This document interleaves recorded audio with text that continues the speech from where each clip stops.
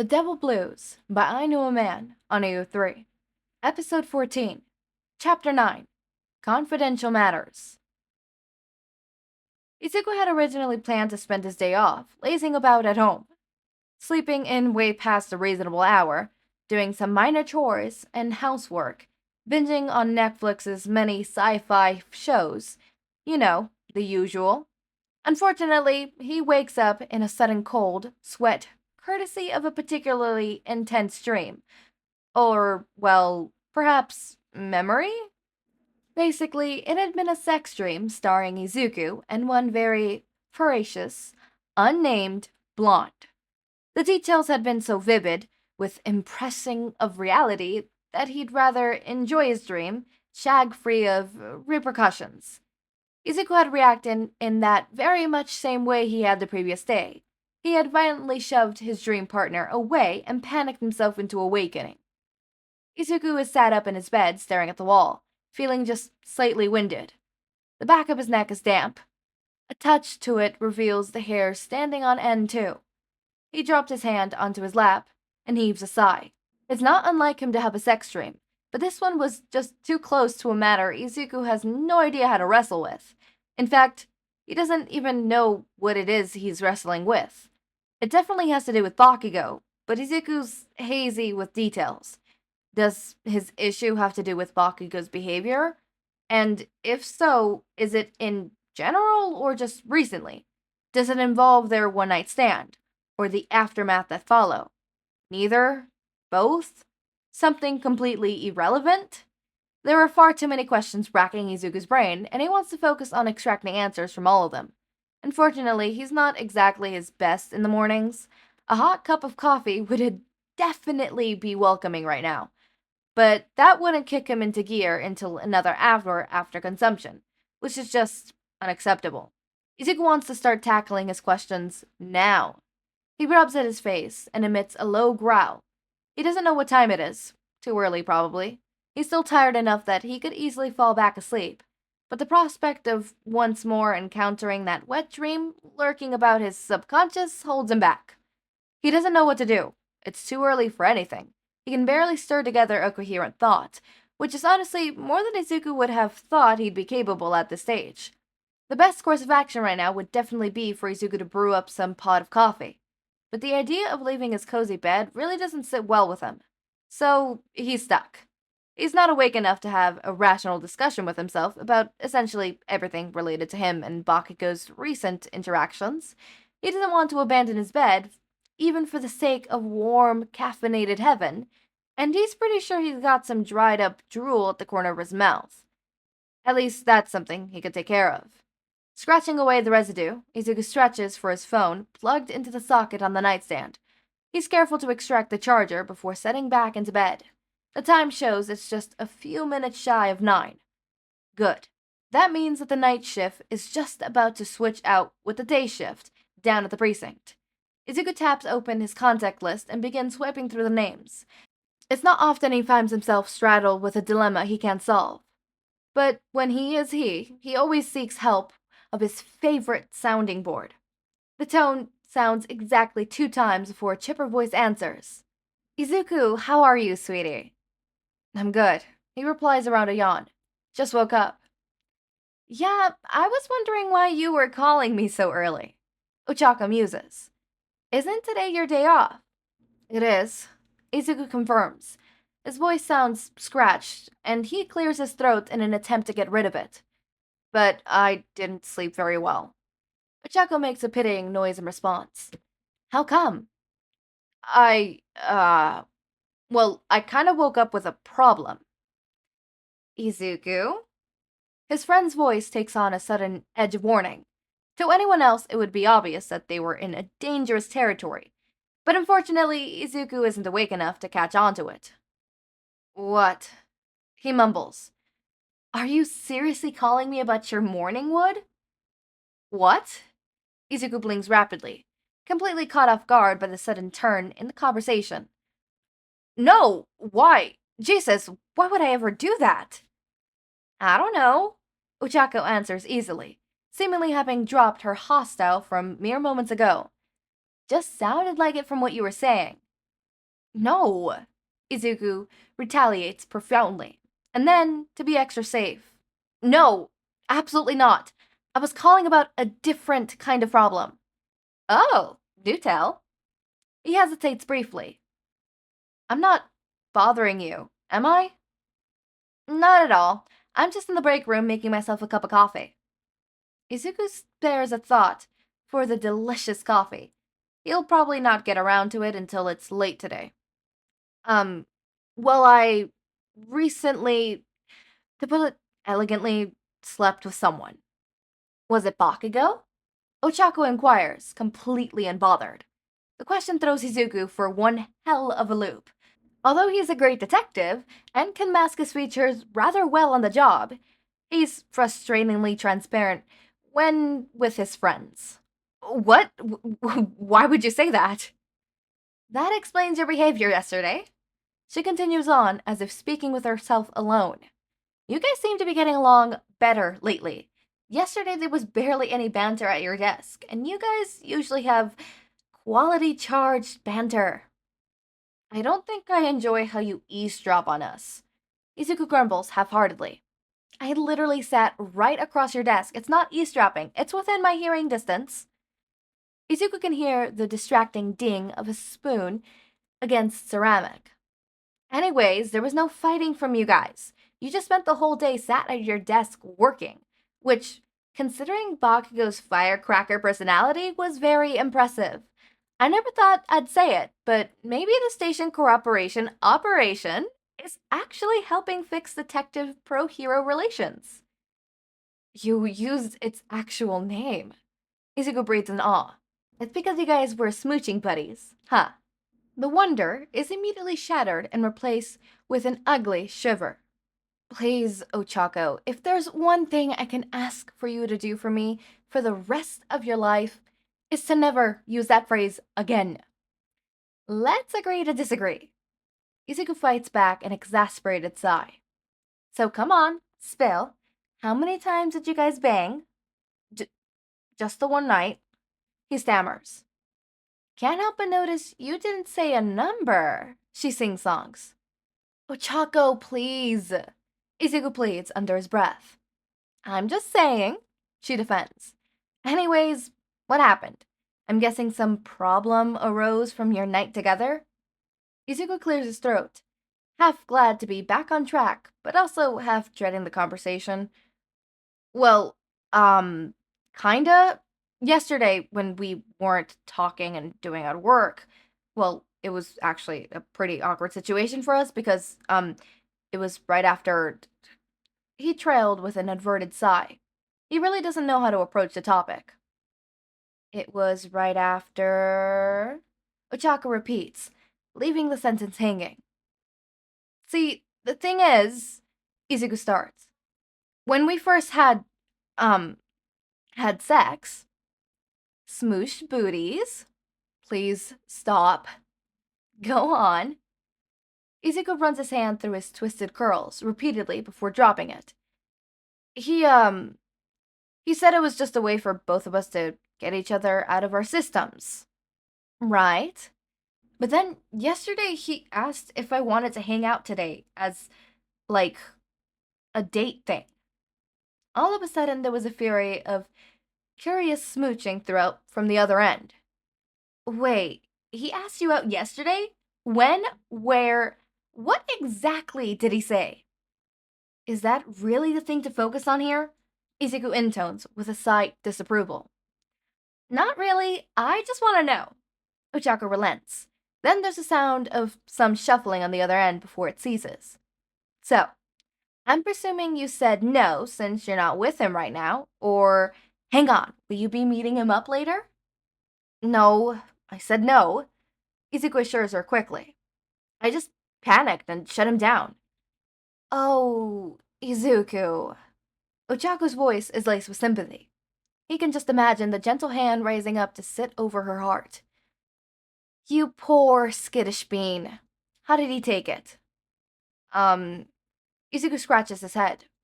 Fine, I think. You think? Well, it's kind of hard to know with the guy. When I turned him down, he just kind of looked at me for a bit, then faced forward and told me to enjoy my day tomorrow. So, today. Right. Ochako drawls, then after a moment confesses. Honestly, I don't know what to make of that reaction. It's difficult, right? He's a difficult person to read. It's not just me. It's not just you. She agrees calmly. But for real, this kind of behavior is unusual for you. What do you mean? Well, you're not exactly the type to antagonize about these things, you know? Whether you encounter a problem, you focus solely on it until it's solved. So, if you were wondering about his behavior, you would have asked him already until your curiosity was salted. But I can't do that here. Why not? Because I just can't. Izuku argues weakly. He hears Ochako snort, as clear as if she was sat right next to him. Well, that's no excuse. There's been a steadily increase in malicious sounds courting through the phone, but when voices begin chattering in the background, Izuku takes his time to ask once more. I'm really not interrupting? No, you're not, honey. I'm just in the break room, and everyone else had started shuffling into their shifts. You know, they also noticed your weird behavior yesterday. Everyone noticed? Izuku does half squeak, but he will deny he ever did that to the day he dies. An eruption of murder voices trickle through, which forces Ochaka to put him on hold for a moment. Hang on, Izuku, give me a moment to break down your situation. That's not really necessary, he informs her. On the contrary, Todoroki's smooth, flat voice cuts in. We're your friends, and want to help you out any way we can. The words have Izuku blushing and covering his face with his arm. That's very vigilant of you, Shoto, but I really can handle this myself. Hush, you're interrupting Detective Udaraka's explanation. The sergeant chastises. I said I can handle this myself. Various degree of hushing and liar are hurtled through the phone. Izuku can do little to else but stew in impatience as his so-called friends and co-workers advise his private life. After about a minute, Ochako returns to the call. All right, they're all caught up. Great, Izuku states smoothly. Izuku, stop pouting. I'm not pouting. That's your pouting voice, Ochako points out. Izuku's about to counter her argument in a very scolding manner when Todoroki once diffuses the situation with his helpful prodding. What appears to be the problem, Izuku? You just heard Ochako's story. Sarah pipes up. You know what the problem is? Izuku and Bakugo had a very tense working relationship and decided to bang in order to alleviate it, but then, all of a sudden, Bakugo asked Izuku out, and that's why he's confiding in us. Isn't that right, Bakugo? Izuku's head shoot up so fast, it's a miracle he doesn't snap from the force alone. Wait, what? Bakugo's there? Psych. Sarah hoots victoriously. Dude's nowhere near at the precinct, you fool. Must have taken the day off like you. Izuku grits his teeth so hard he's pretty sure they're crack. You're an asshole. Yes, Sarah acknowledged starchily. But now we all know. Know what? Come on, Izuku. Know what? Izuku nearly whines. Pouts, almost coming back out. Sarah sighs. Don't make us spill it out for you, man. To be perfectly candid, Izuku does have an inkling about what Izuku is hinting at, but he doesn't plan on giving in so easily. If they're all going to help persuade his personal matters so flamboyantly, he might as well have fun and frustrate the hell out of all of them. Doesn't matter if they're trying to help, although Izuku thinks their version of helping harms more than anything else. He believes he fully earned the right to agitate them, some. His plans are, however, rapidly foiled when Ochako cuts in with her telltale soothing. I'm gonna sort this now tone. All you gotta know, Izuku, honey, is that your friends are detectives, and we already solved this case you're moaning about. So it's only a matter of time until you stop stalling and arrive at the same conclusion we have. The statement is followed by an overbearing silence from both ends. On Izuku's side, because he's not ready to come to terms with the idea of the truth, which really isn't that far off from his own suspicions, and their silence is due to the fact that the whole team is seemingly waiting for Izuku to catch up. You scrub? Todoroki adds out of nowhere. Izuku's head rathers back in slight surprise. What? Ochako's voice trails through the phone. Was that really necessary? I thought it might help motivate Izuku. Todoroki shares. The admission has Izuku shaking his head. You're all terrible and I hate you. No, you don't. Ochako counters breezily. You're right. Izuku shakes in defeat, wondering once again why he chose to befriend these dickheads. I love you guys. Scrub. Ochako tuts. Todoroki, stop saying that. It's not helpful. So Izuku has spoken to the council, I see. I could honestly, what's it called? This chapter was really nice, apart from the beginning.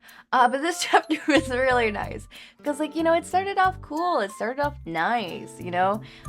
In the sense of, like, Izuku going to Ochako for help, and then Ochako getting, like, literally the whole friend group, and then being like, alright, board meeting. What do we think, board? We come to our conclusion? Izuku, you're an idiot. Come to your own conclusion. You know the answer. You're a detective. You could figure it out.